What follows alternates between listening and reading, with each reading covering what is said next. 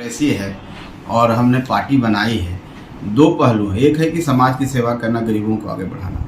उसके लिए पार्टी बनाई है। तो पार्टी मजबूत कैसे होगा, पार्टी में संगठन कैसे बढ़ेगा, पार्टी में कार्यकर्ता कैसे जुड़ेंगे, लोग को अट्रैक्शन कैसे होगा, एक चीज़ है। और उसका एक पहलू है लोकसभा चाहे विधानसभा या चुनाव कहते हैं, तो उसमें दोनों चीज़ें।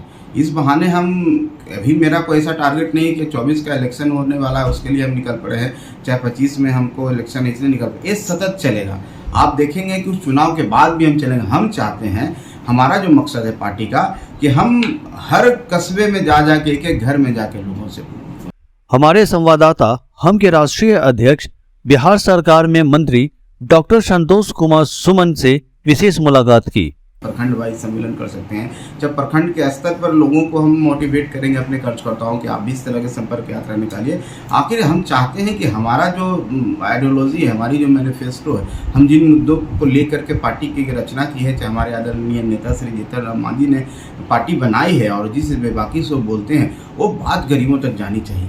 डॉक्टर संतोष कुमार सुमन से उनके पार्टी द्वारा आयोजित गरीब संपर्क यात्रा के बारे में भी कुछ सवाल जवाब हुए। संपर्क यात्रा का मतलब है, जो हमारी पार्टी जिस पटकथा पर बनी है, जिस परिकल्पना से बनी है, उसका उद्देश्य है गरीबों को कैसे हम सशक्त करें, गरीबों को कैसे हम आगे करें, और ताकि वो अपनी बातों को रख सकें, उनका जो अधिकार है उसको समझ सकें।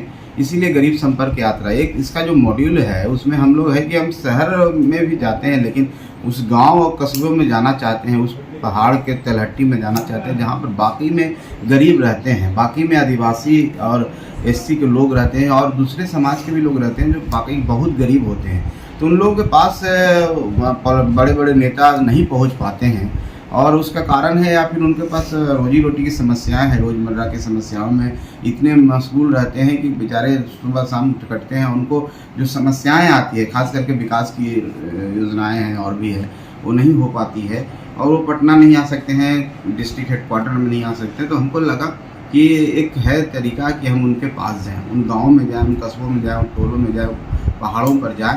और वहाँ जाने से दो चीज़ होता है। साथ ही उनसे आनंद मोहन एवं उत्तर प्रदेश की मुख्यमंत्री बहुजन समाज पार्टी की अध्यक्षा मायावती को लेकर भी कुछ सवाल पूछे गए। आइए देखते हैं इन सवालों पर डॉक्टर संतोष कुमार सुमन की प्रतिक्रिया।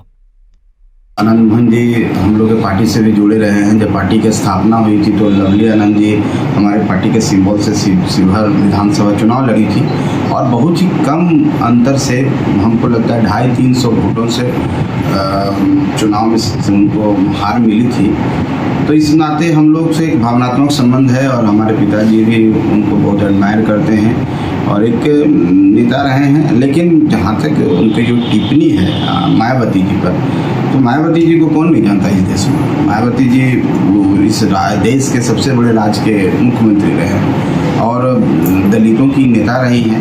काशीराम जी को कौन नहीं जानता है। तो ये नहीं कहना चाहिए था। ये हम समझते हैं कि इस तरह की वक्तव्य से कहीं न कहीं ईगो अहम झलकता है। मायावती जी क्या, हर व्यक्ति के अपने विचार होते हैं। मेरे विचार आपके खिलाफ हो सकते हैं, चाहे आपके मेरे खिलाफ हो सकते हैं। तो ये विचार रखने का तरीका है, लेकिन हम किसी को ऐसा नहीं कर सकते कि हम जानते नहीं। अब आप ये नहीं कर सकते कि माननीय नरेंद्र मोदी जी को हम नहीं जानते हैं। वो प्रधानमंत्री हैं देश के, हमारे और उनमें भिन्नता हो सकती है, मत भिन्नता हो सकती है। इसका मतलब ये नहीं है कि वो नहीं जानते हैं। इस तरह के टिप्पणी से बचना चाहिए, और एक सच्चे नागरिक होने के नाते सबका अपना अपना योगदान है। हर तरीके से लोग काम करता है। वो बोली हैं, वो उनका अपना सोचने का तरीका है, हम लोग का अपना सोचने का तरीका है। सरकार ने जो किया है, सरकार कानूनी पहलुओं को लेकर किया है, इसलिए इस तरह के स्टेटमेंट नहीं देना चाहिए। मायावती को हम समझते हैं एक सम्मानित नेता है, और दलितों की इंडिया में भी उनको सब लोग जानता है, और हम लोग भी सम्मान करते हैं।